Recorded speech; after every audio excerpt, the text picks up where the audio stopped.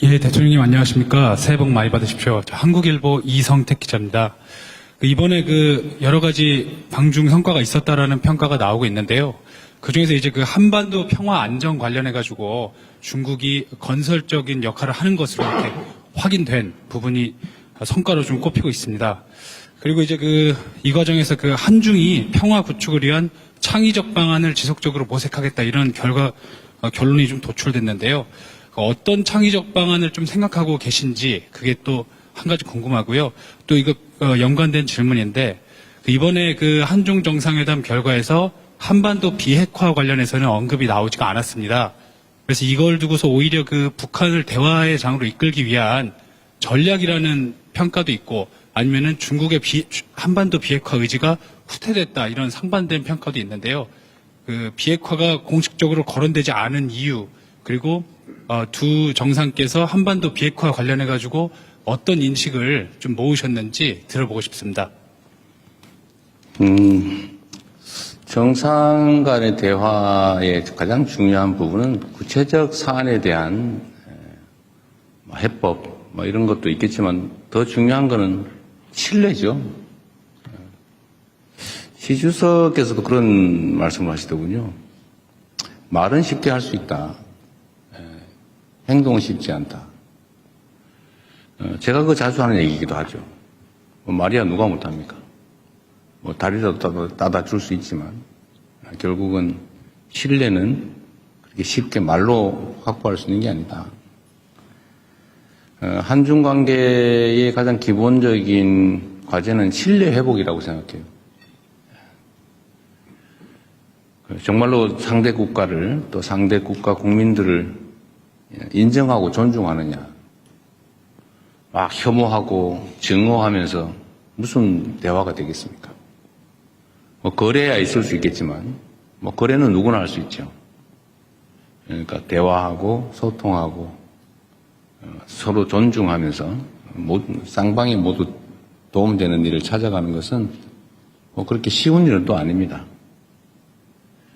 국가 간 관계라고 하는 것도 차이가 있지요.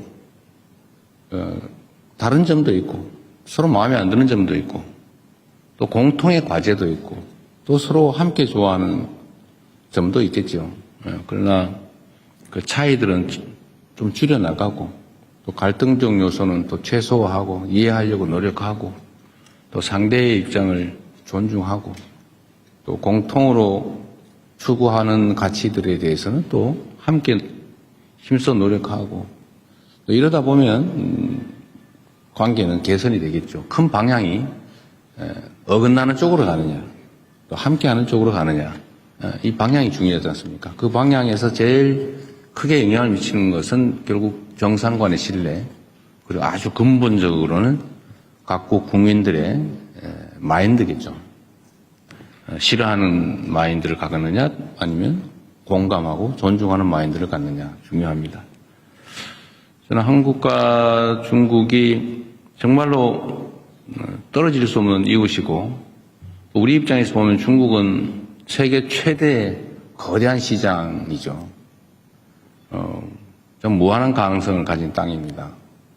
거기를 왜 우리가 배척합니까? 거기를 빼놓고 뭐하러 저기 멀리 가서 고생합니까? 물론 먼 곳도 버릴 것은 아니지만 가까운 곳에 저 거대한 가능성 잠재력을 방치하거나 아니면 심지어 배척할 필요는 없죠. 국가 지도자가 그런 행태를 보이면 국민들이 고생하지 않습니까? 기업들이 고생하죠.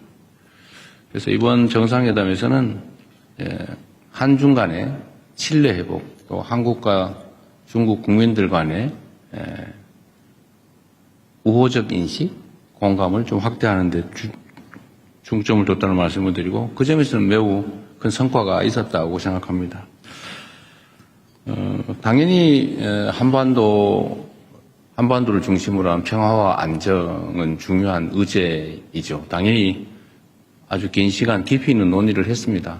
그러나 이게 우리가 있는 얘기를 모두 대외적으로 공개를 하는 게 바람직할 때도 있고 또 그게 불필요한 오해를 낳을 수도 있거나 이렇기 때문에 일부만 얘기하는 겁니다.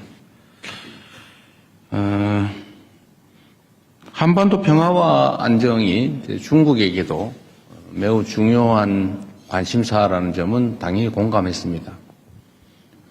우리 대한민국 입장에서도 국가 존속의 문제, 또 대한민국 성장 발전에 크게 영향을 미치는 중요 의제인 건 또 명백하죠. 제가 중국 측에 요청을 한 게 있습니다. 북한의 핵 문제를 포함해서 한반도의 이 문제에 대해서 좀 중재 역할을 좀 해주면 좋겠다. 우리는 모든 통로가 막혔다. 신뢰가 완전히 제로일 뿐만 아니라 적대감만 있다. 그래서 우리는 노력하지만 지금 현재는 완전히 차단된 상태라서 소통 자체가 안 되니까 중국이 그 중재자 역할을, 평화의 중재자 역할을 좀 해주면 좋겠다. 이렇게 얘기했습니다.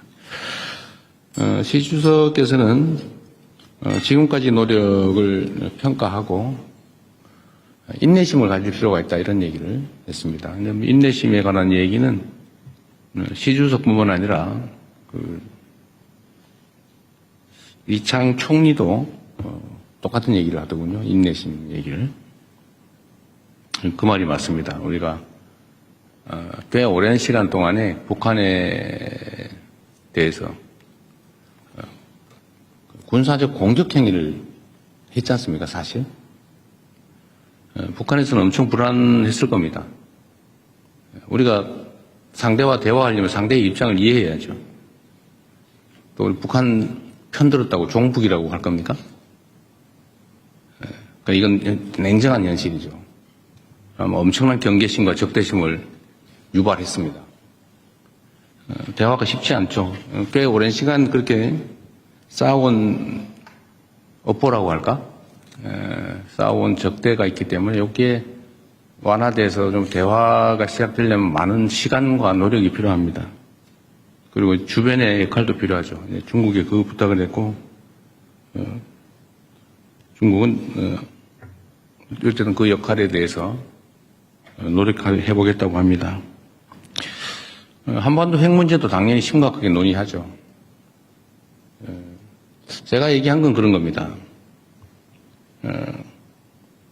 서로 상대방이 결코 받아들일 수 없는 이야기를 주장만 하면 아무것도 이루어지지 않는다. 그리고 현실에 입각해서 서로가 수용할 수 있는 합리적인 안을 도출해야 한다. 주변 국가든 북측이든 우리 한국이든 다 수용할 수 있는 방안을 찾아내야 된다. 그래서 하나의 공감할 수 있는 사안은 있죠.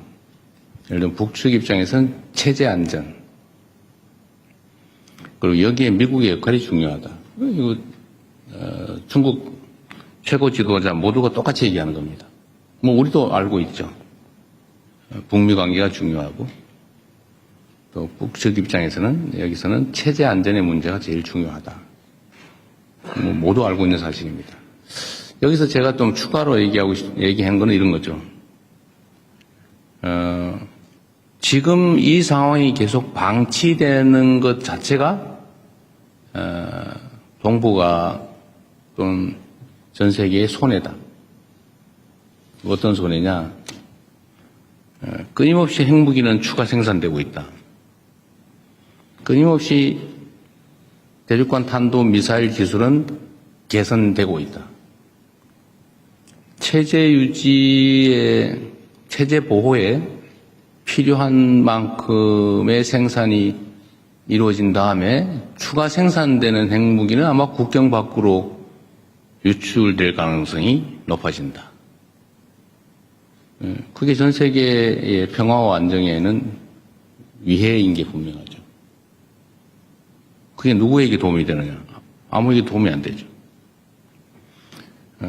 또 한반도는 장기적으로는 비핵화해야 되지만 북한 정권 입장에서 지금 핵을 없애는 걸 동의할 수 있겠냐? 뭐 그렇게 하면 좋지요. 근데 되겠냐? 수용할 수 있을까? 제가 보기에는 불가능하다고 생각됩니다. 그럼 방치할 거냐? 결국 여기서 실현 가능한 모두에게 도움되는 길을 찾아내야죠. 그래서 중단하는 거, 현재 상태에서 중단하는 거, 추가 생산을 하지 않고 국외로 핵물질을 반출하지 않고 더 이상 ICBM 개발을 하지 않는 것만도 이익이니까 그 이익을 포기하는 보상 또는 대가를 지급하고 일단 할 수 있지 않냐. 일단. 단기적으로. 그리고 여기 어느 정도 되면 중기적으로 좀 감축해 나가자. 그리고 좀 길게 봐서 한반도, 핵 없는 한반도, 이거는 포기하지만 말아야 한다. 장기적인 목표로. 그래서 이 단기, 중기, 장기 목표를 가지고 우리가 접근해보자.